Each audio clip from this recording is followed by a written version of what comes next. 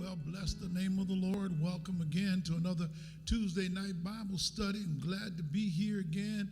Oh, I'm just so grateful for the teachings that we've had in the last 2 weeks. Elder Martin and Elder Short just blessed our hearts. Those women of God were ready and brought the smoke and the fire. And I'm just so delighted. I want to thank them again for those wonderful lessons that they brought for us. It's a good time to be in study.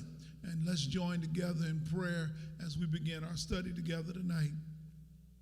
So, Father, we bless your name. We thank you for this opportunity to be in study. We ask that you would speak afresh, bless us, that we might gain fresh insight into the work that you've called us to do. Call us, Lord, our wandering minds from any place where it may go, that we might be present to hear, to listen, to glean, and to go forth and do good works. In Jesus' name we pray, amen. I want to join tonight as we continue our series of studies, Answers for the Struggle, Ancient Wisdom for Modern Problems. This is our series that we've been involved in. We're in lesson 26 tonight, and that it means that we're in chapter 26 of the book of Proverbs. So we're in chapter 26 of the book of Proverbs. Let's begin with verses 1 and 2. Verses 1 and 2 says, like snow in the summer and rain in harvest, so honor is not fitting for a short-sighted fool. Like the sparrow in their wanderings, like the swallow in her flying, so the curse without cause does not come and alight on the undeserving. I've got 12 lessons tonight from Proverbs 26. 12 lessons from Proverbs 26. And the first lesson is fool's folly. Fool's folly. That's the first lesson, fool's folly. Now, what this text relates to, particularly verse 1 says, it makes no sense, that's what it means, for someone to want snow in the summer, and it is crazy to want rain during the harvest. You want rain to precede the harvest, to water the seed, to water the plant while the plant is growing. But when this harvest time, you want to be able to get out there and glean the harvest. And the rain during the harvest does not help the harvest. It hurts the gleaning. And so he says it's a fool's folly. Anyone who thinks like that is off their rocker. He says, matter of fact, you have to realize when you think about foolish things to worry about, he says, you have nothing to worry about when it comes to being cursed by anything or anything coming on you. He says, because those things that relate to curses will not come without a cause. In other words, the undeserving are never cursed. So you have no fear of any curse. I don't care what witch, warlock, demon, pit of hell tries to come against you. He says, don't even fear that, because curses do not come on the undeserving. So the first thing he wants you to know is that the fool thinks of things that should not be and is out of order in their logic. And if you put verse 1 and 2 together, it says, then don't you be like a fool and begin to allow your mind to play tricks on you about stuff happening around you. Oh, that'll preach right there. It is easy for you to allow your imagination to think everything that happens is the worst thing that could ever happen. The devil is involved. I'm under a curse. I need to get this curse. No, he says, you have to realize that God is on your side. And if God is on your side, you never have to worry about anything happening to you, because those things happen to those that deserve them, not to the undeserving. In other words, God keeps us, God watches us, God protects us, God is always around us. Now, what you're going to find in this teaching tonight, in chapter 26, is a lot of discussion and juxtaposition of foolishness and fools versus righteousness and wise. And as you see these juxtapositions going on, what he's trying to make clear to you is because you are of the Lord, and because God belongs to you and you belong to God, and you have this divine human relationship, these things you don't have to worry about, but you need to take note of them so that when you see the attributes of foolishness, you do not participate in them. You do not allow your mind to go off in them.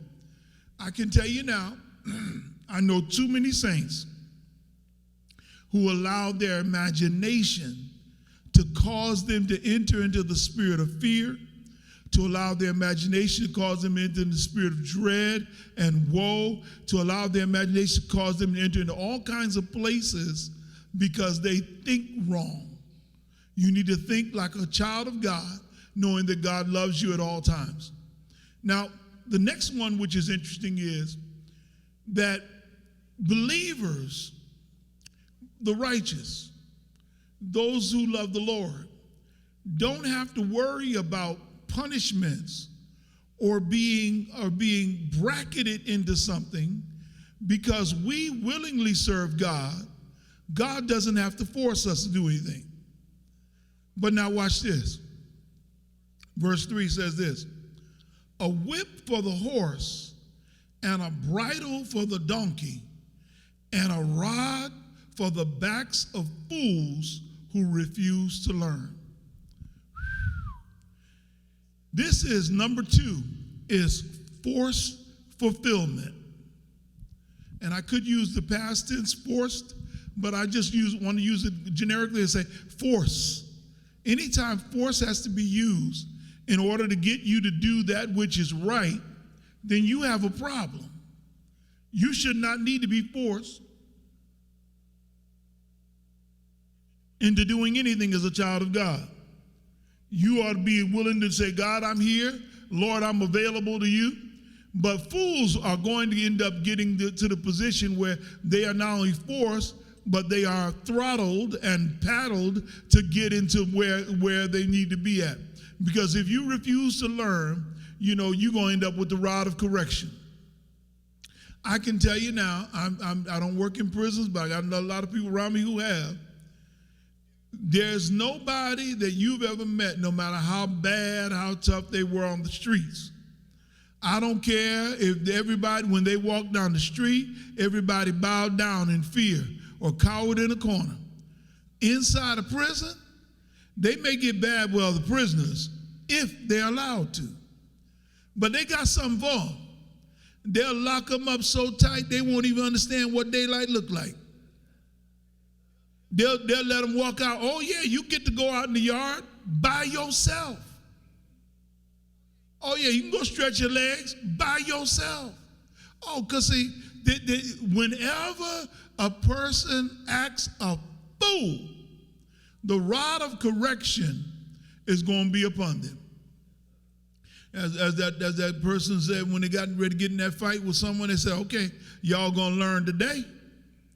And I promise you, they learn. You can either learn how to live in this world, or you can have concrete authority placed upon you to force you to live in a suitable manner. Going down to verse 4 and 5. Let's look here. It says, do not answer, nor pretend to agree with frivolous comments of a close-minded fool, according to his folly. Otherwise, even you will be like him. Answer and correct the erroneous concepts of a fool according to his folly. Otherwise, he will be wise in his own eyes if he thinks you agree with him. Let me say this to you. You need to recognize that you have to be careful not to engage in, number 3, frivolous futility.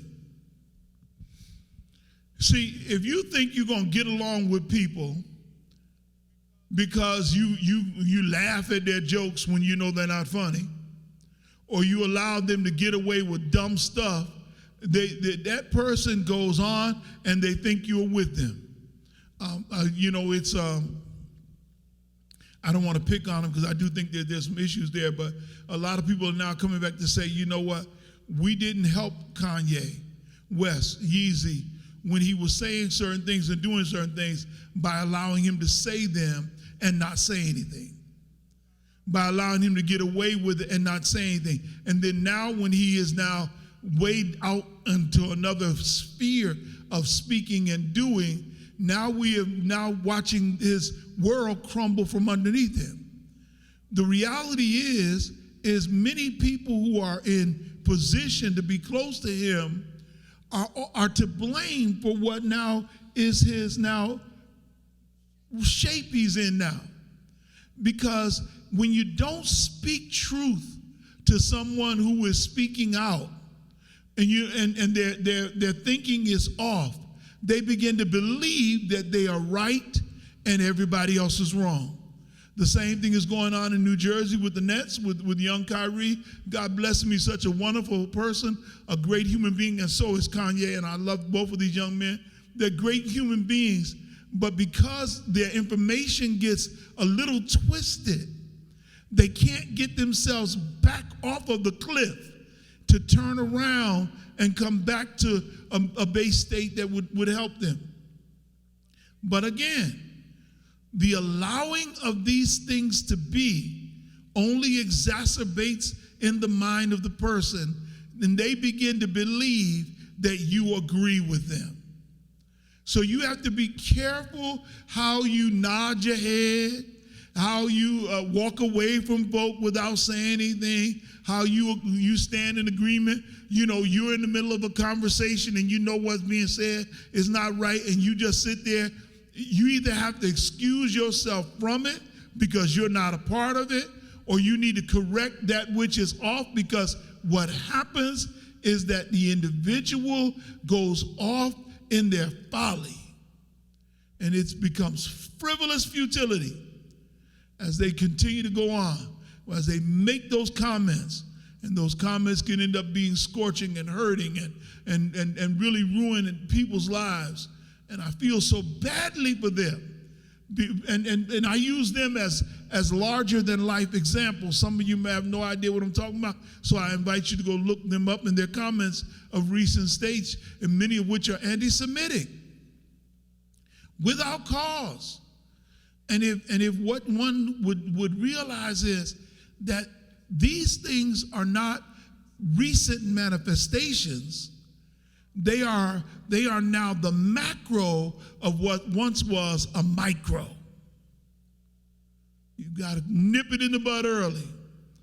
Ooh, God bless. Number 4 comes up in verses 6 and 7, and here's what it reads. He who sends a message by the hand of a fool, watch this, cuts off his own feet. That's a strange metaphor. The Amplified says sabotages himself and drinks the violence it brings on himself as a consequence. Like the legs which are useless to the lame, so is the proverb in the mouth of a fool who cannot learn from it. Number 4 is foolish faith. Foolish faith. Now, the reality is that sometimes you want to believe someone's going to change or do differently when you know who they are. They've already shown you who they are, and then you put your trust in them to do something important, and then you're shocked because they didn't do what they said they were going to do, and now all of a sudden you're looking stupid. Well, you're looking stupid because you allowed yourself to be put in that position. Not because God ordained it, not because you were supposed to look stupid, not because things were supposed to go wrong. No, you ended up allowing yourself to drink the violence of their foolishness. So what do you mean, Reverend? Watch this. When one reads the word drinking the violence, it in the original Hebrew, it actually meant bearing his bottom. It's a way of saying that showing your butt. In other words, it's like somebody running around, you don't even know it, but your skirt is up around your waist, and you're walking down the street, and you got up and you happen to tuck your dress into your pants, into your underclothes, and you're walking around bearing your bottom. That's the kind of idea. It's the kind of idea that connotes humiliation. And what he says is, anybody that sends something important from the mouth of a fool has put themselves in a position to be exposed, to be publicly mocked, to look bad, to be in a position that things won't go well for them. Now, the example offered is 2 Samuel chapter 10. In the 2 Samuel chapter 10, I've got the King James Version in front of me. Beginning at verse 1, there's an interesting story here. And I'm going to read it real quick, 1 through 5. It says, "And it came to pass after this, that the king of the children of Ammon died, and Hunan his son reigned in his stead. Then said David, I will show kindness unto Hunan, son of Nasha, as his father showed kindness unto me. And David sent to comfort him by the hand of his servants for his father. And David's servants came into the land of the children of Ammon, and the princes of the children of Ammon said unto Hunan, their lord, thinkest thou that David doth honor thy father, that he hath sent comforters unto thee? Hath not David rather sent his servants unto thee to search the city and spy it out and overthrow it?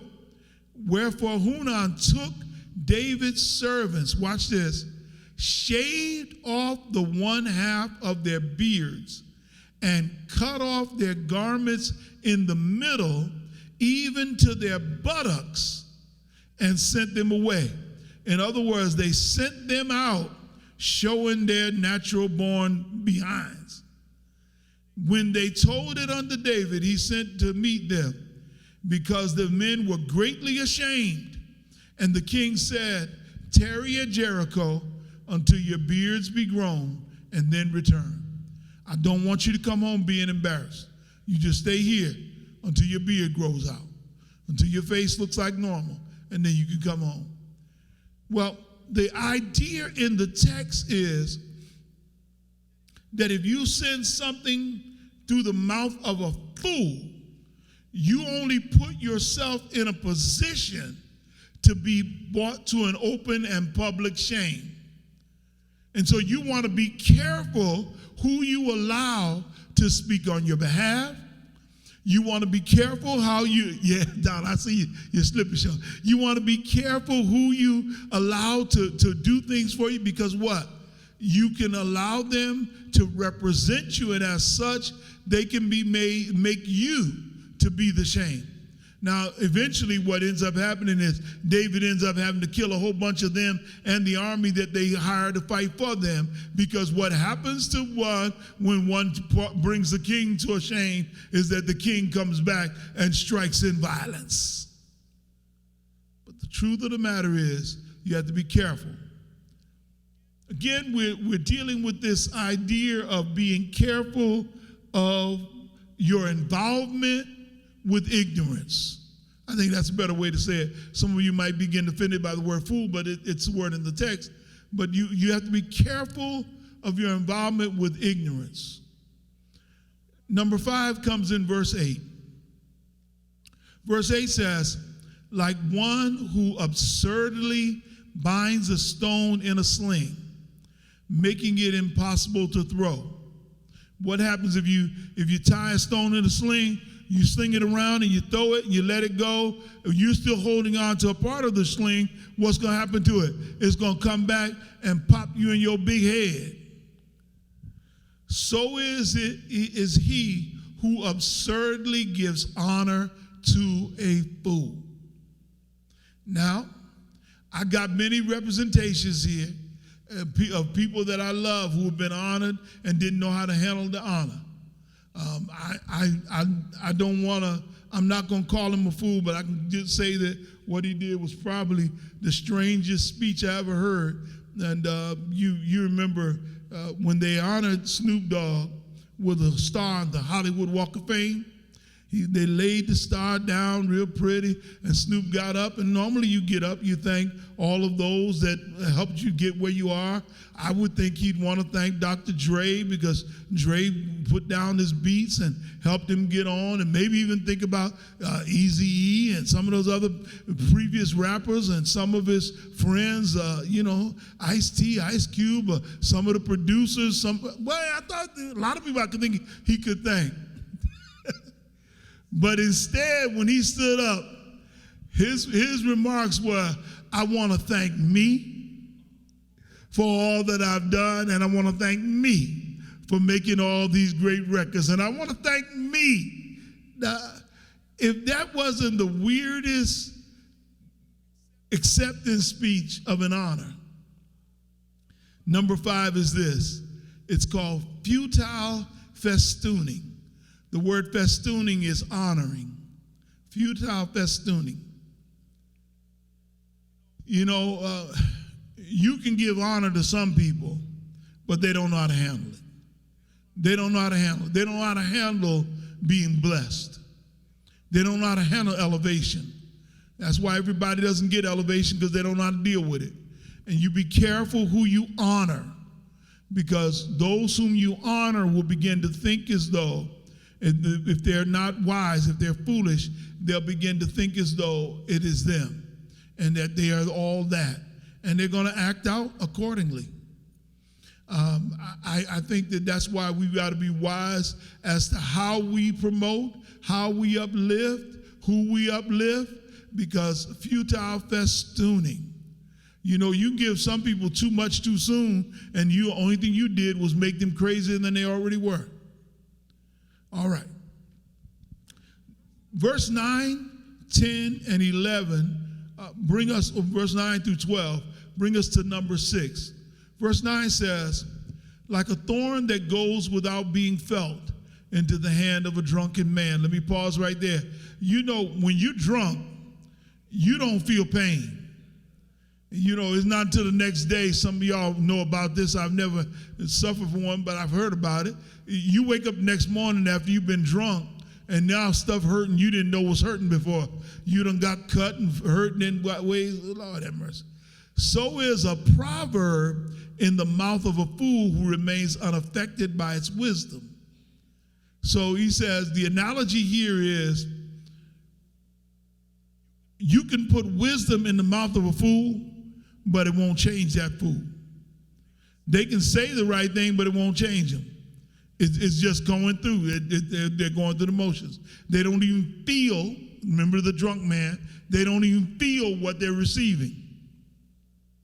Like a careless archer who shoots arrows wildly and wounds everyone, so is he who hires a fool, or those who by chance just pass by.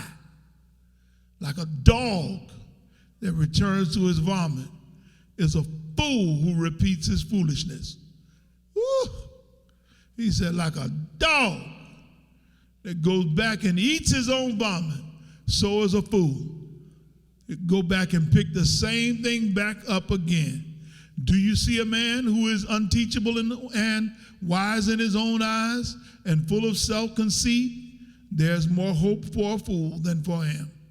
He said, this is number 6. It is flummoxed foolishness. And that's bewildered foolishness. Flummoxed foolishness. Look, there is so much foolishness that goes on. And there are people who are careless with their lives, careless with the lives of others, like a careless archer who shoots arrows wildly and wounds everyone. I was just with my family talking about the death of one of the Migos rap group, Takeoff, today. And if the stories that we're hearing now are correct, Takeoff was one of the Migos, along with Quavo and Offset. They were gambling, shooting dice. I think they're playing dice. Other people were playing. He was not even in the game, from what I understand. I could be wrong. but someone shooting, what appears to be shooting at another member of their group, instead of getting him, ended up shooting Takeoff. And Takeoff ended up dead. Because when a fool shoots carelessly, everyone is wounded. Anybody can be hit. And I don't know what it's going to take for us to get together. You know, we can go around with all the signs in the world, Black Lives Matter, and we can tell the world Black Lives Matter, and they do, and we can put it out there. Rah, rah, rah, rah, rah, rah. I love that. We can talk about what the police done and certain officers have done, and that's true. But Black Lives Matter will never matter as much until we as people of color make it matter to us. It makes no sense for that young man, 20-something years old, to be dead today. And I don't even get why you even not there shooting dice. Doggone millionaires out there playing kids' games. And you get to where you're drinking and you got weapons on you and you're talking junk, because I've never seen dice get played and people not talking junk. Oh, they're going to talk. Oh, something. They hollering and screaming and carrying on. And all of that energy gets sent into the universe. And every demon that wants to be involved comes to the party. I know I'm preaching. Anyway, you need to realize that there's bewildering foolishness in this world. Be careful. Let me tell you something. You have to be careful not to be one of the ones, I want to go back to verse 11, that repeats things. This will go to the issue of gossiping later on. You've got to be careful that you're not a part of that crowd that said that something is regurgitated that is wrong, and then you go pick it up like a dog returning to his vomit, and then you repeat that foolishness. You don't want to be a part of the foolishness. And so it is with a person that has an unteachable spirit. It's all foolishness. I want to keep in your spirit and in your mind that there are so many things that are just bewildering about the ways that some people will function in. And you and I, as wise persons in this world, we must be better than that. We've got to be better than that. We can't allow the enemy to trick us and get us to acting a fool. I want to keep rolling. Beginning at verse 13, down to verse 16. And here's the word of the Lord. The lazy person, and the Amplified expands that out to say, who is self-indulgent and relies on lame excuses. I can tell you now, there are people who only live on excuses. They make excuse after excuse after excuse for what they don't do. That person says, there's a lion in the road. A lion is in the open square, and if I go outside to work, I will be killed. As the door turns on its hinges, so does the lazy person on his bed, never getting out of it. The lazy person buries his hand in the dish, losing opportunity after opportunity. It wearies him to bring it back to his mouth.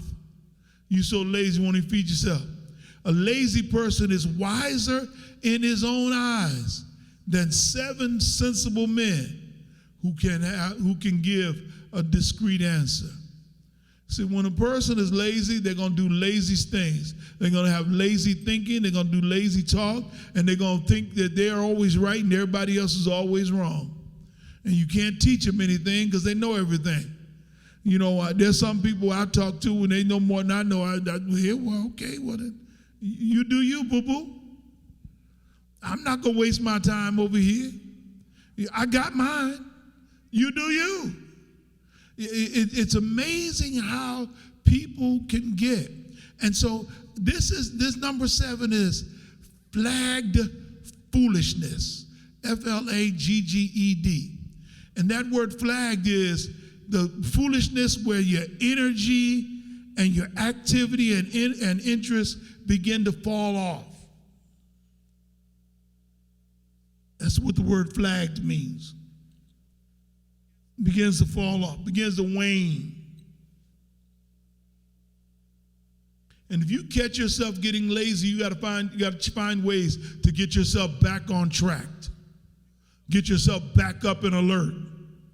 Because see, if you allow yourself to get stuck in what the text calls lame excuses, in self-indulgences, then what's going to happen is that you're going to lose out on opportunities, you're going to lose out on blessings, you're going to lose out on gifts, you're going to lose out on wisdom, you're going to sit around and it doesn't matter after a while because you're going to become so self-absorbed, you're going to think you're right and everybody else is wrong, that a whole college of professors, or we can use the analogy that's probably in the mind of the writer here, that the elders at the gate can speak wisdom to you and you'll think you're smarter than all of them.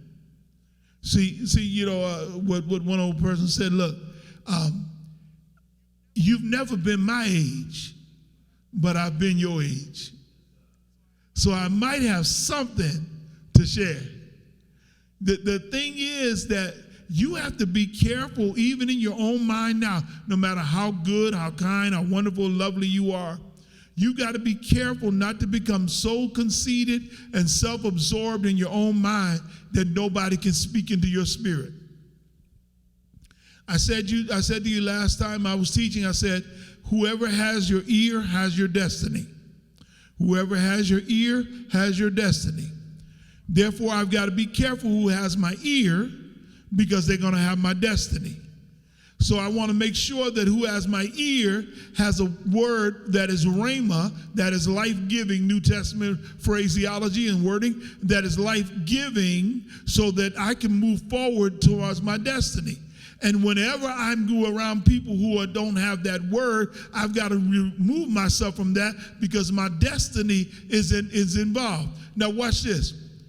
But if the only person that has my ear is me, and the only one I listen to is myself, and the only one I believe is wise is I. So if it's me, myself, and I, then guess what? The one that has my ear is a fool, and the one that's listening is foolish. I've got to be careful. Now, that doesn't speak to that you shouldn't have good self-judgment and self-reliance and all that, but it always ought to speak to you ought to keep a teachable spirit. You ought to keep a teachable spirit.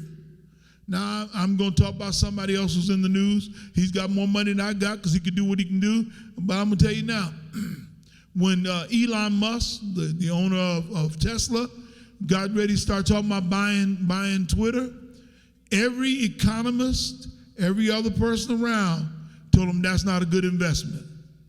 That's not a good investment. Now, you go and do what you want to do. You do, boo-boo, because I don't even have enough money to be in the conversation. So you out of my league.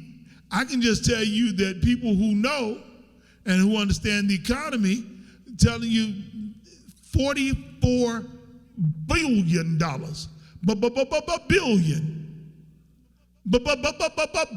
Billion dollars is too much to pay for a company that's never made money. That's what it meant to me. I would have listened. Well, you know, he did what he wanted to do because he's his own man. He went in there and he fired everybody, fired the president, vice president, CEO, everyone else, fired the entire board. So he's a board of one. So God bless him. For his sake, I hope he does well. I don't have that nickel in the quarter. I ain't got nothing in the quarter. I don't use Twitter.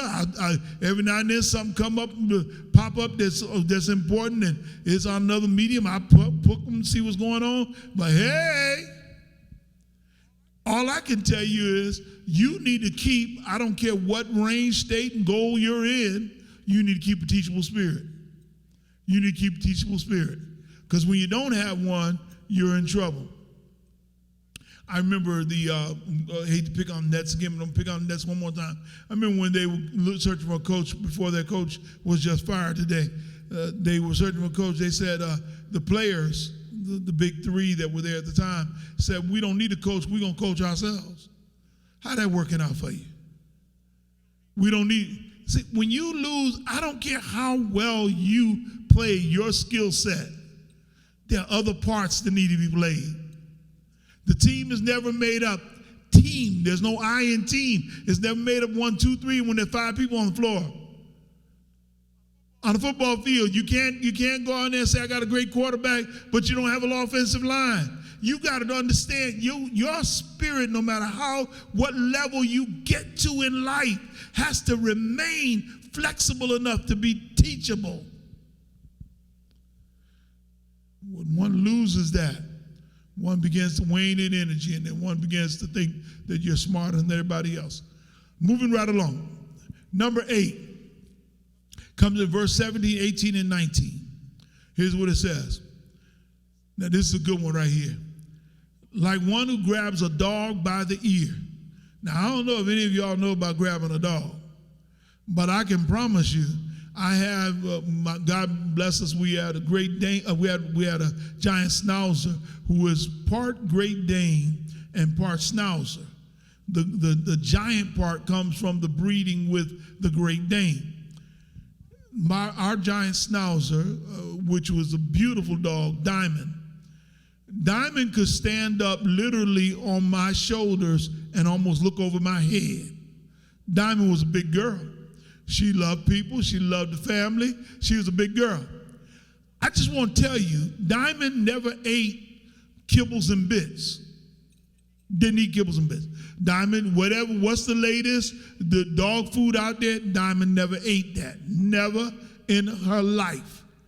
What Diamond ate was raw chicken wings. Raw chicken.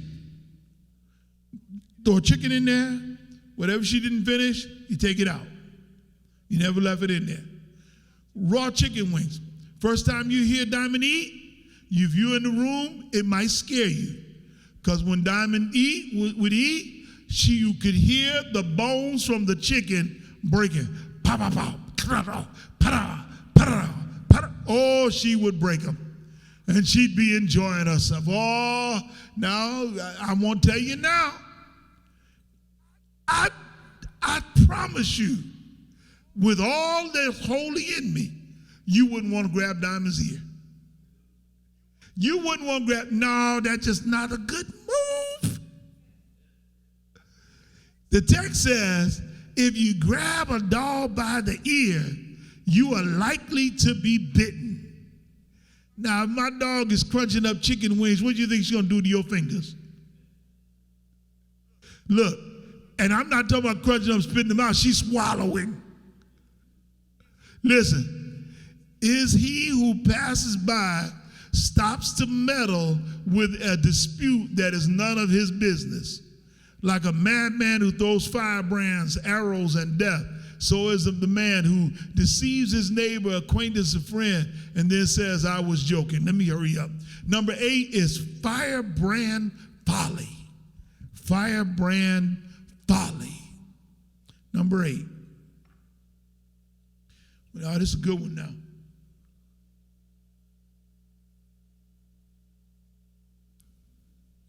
Firebrand folly. Look, there are some things you ought not to be involved in. Some things you ought not to get involved in. You ought not to get involved in other folks' business, in other folk disputes. Police officers tell you the scariest call they make is the domestic violence call. Why? Because in the midst of that, the passions are high, and the people that are fighting each other, will turn around and fight you. You have to realize there are things you ought not to get involved in. He also tells us that you got to be careful of people who are simply throwing out and saying stuff and doing things. Because, see, stuff will go wrong and stuff will happen, and then you will be the brunt of it. The last part of verse 19 is the killer part. He says, be careful of people who talk and say things and do stuff trying to deceive people. And then when they get through trying to deceive folk, they simply say, ooh, I was joking. I was just kidding. Yeah. Verse 18 and 19 in the Message Bible says, people who shrug off deliberate deception saying, I didn't mean it, I was only joking, are worse than careless campers who walk away from smoldering campfires. And there are people who will do things, who will run disinformation campaigns because they want to go ahead. Thank you, Darlene, Snap, Crackle, Pop is right. That'll run disinformation campaigns because they want people to think I was joking when they were as serious as they could be. But they're deceivers. You know, I remember back 2019, I think it was, maybe before then, but Donald Trump came out and made a claim. And he said he could stand in the middle of Fifth Avenue and shoot somebody and not lose any votes. Now, then he said, I was just, weeks later, not immediately, because I don't think he was kidding in the beginning. He said, I was kidding. No, you weren't kidding. That's how you feel. But people will always, people now, when you watch the January 6th hearings, you find out that people always knew all along that the election hadn't been stolen, but instead of saying that, you can get more by telling everybody that it's stolen because you're simply trying to what? Deliberate deception. And you be careful of people who function in deliberate deception and use the excuse that it was a joke, because what they're really trying to do is play you for a fool. First time you tell me something like that, and then you say, ha, ha, ha, I was only kidding. Okay. But the second time you tell me something, I'm probably not going to believe you, because I don't know when you're just kidding and when you're not. Be careful of people who will use I was joking as a way of getting over and saying what's really on their mind, because they're really demonic. Yeah, devil. Oh, I'm sorry. I get excited about these things. Verse 20 down through verse 23. For lack of wood, the fire goes out, and where there is no whisper who gossips, contention quiets down. Now, I might not have pronounced the word well enough, so let me say it again. Where there is no whisperer, not just whisper, but whisperer, who gossips, contention quiets down. Let me just say this.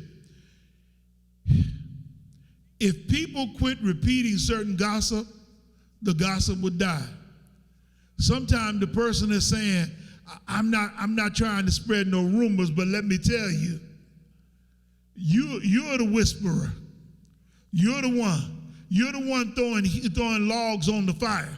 You're the one putting coal back in there when it was about to go out. You're the one stirring up the embers that were ready to die out. Yeah, you it. Tag you it. You demon from the pit of hell. Oh, I'm sorry. Verse 21.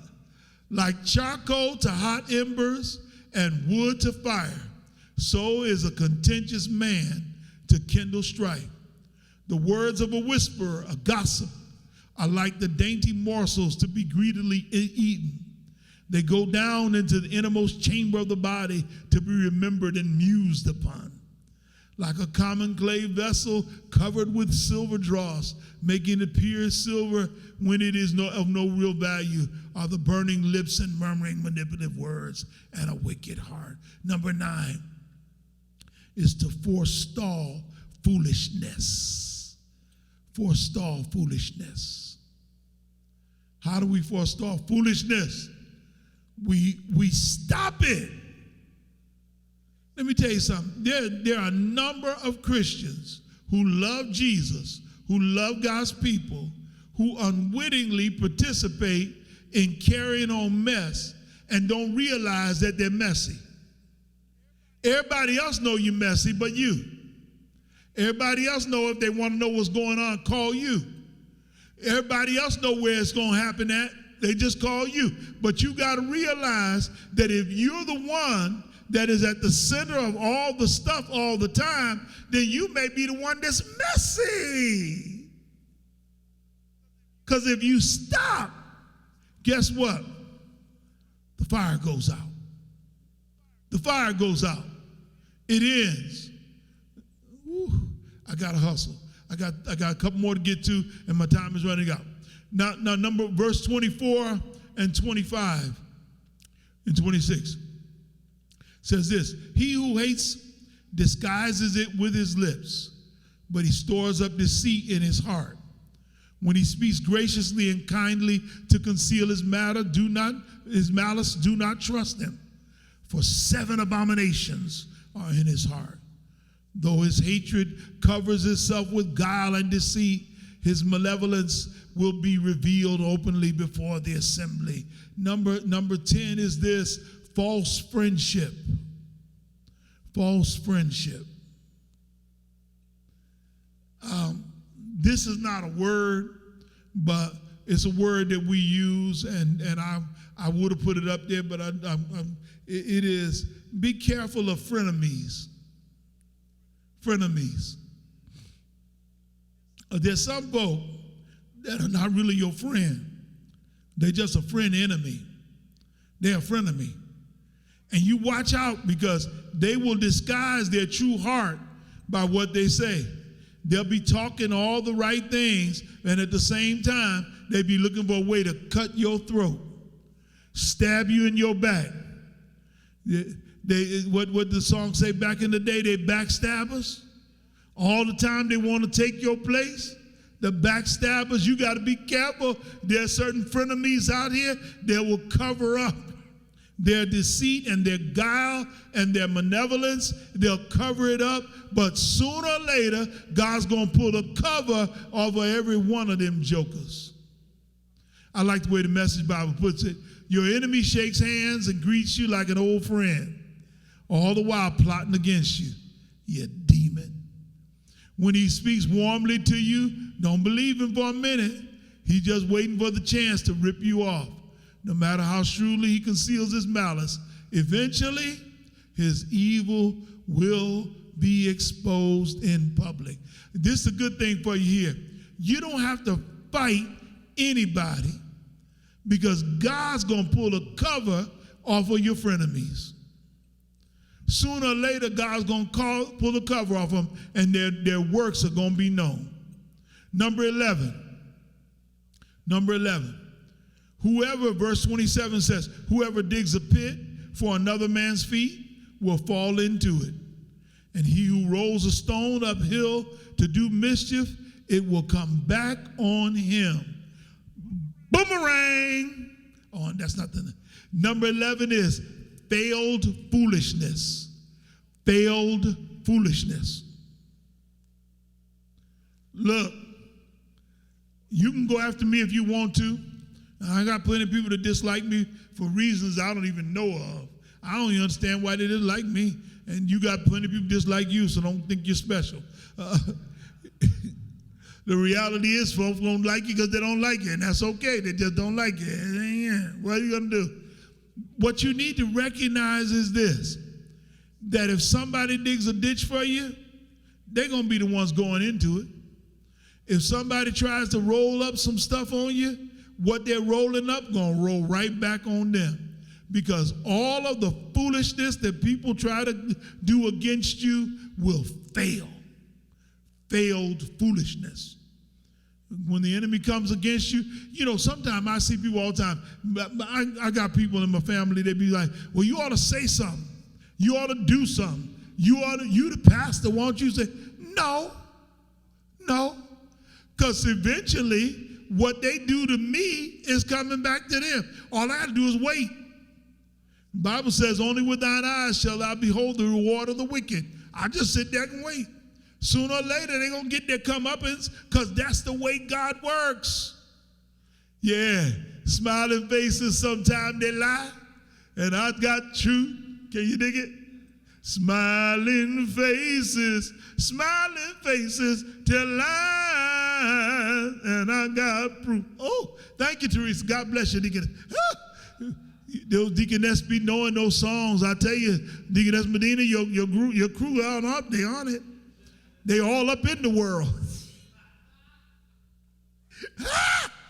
I'm gone. Number 12, and I got to get out of here. Number 12 is foolish flattery. Foolish flattery. Foolish flattery. Number 12, a lying tongue hates those it wounds and crushes, and a flattering mouth works ruin. You recognize some people who be trying to tell you stuff about you, how beautiful you are, how cute you are, is just foolish flattery. You always ought to wonder when somebody is too effusive in their praise and too effusive in their flattery, what they want. I know if my kids come up to me and say, "Oh, you're the best daddy ever," oh man, there's no daddy like you. I've been reaching for my pockets, trying to make sure I got my wallet close to me, because I know they're going for something. I just don't know how much it's going to cost me. I just don't know. Yeah, they're going to be mad at me. Listen, you got to know this, but always realize that whatever people do, you don't have to fight them. I know some of y'all want to cuss folk out when they mistreat you, and you got to tell folk off, and I'm going to give them a piece of them my mind, and you ought to say something to them. You ought to just say, no. Stop trying to fight everything, and stop being upset because I won't.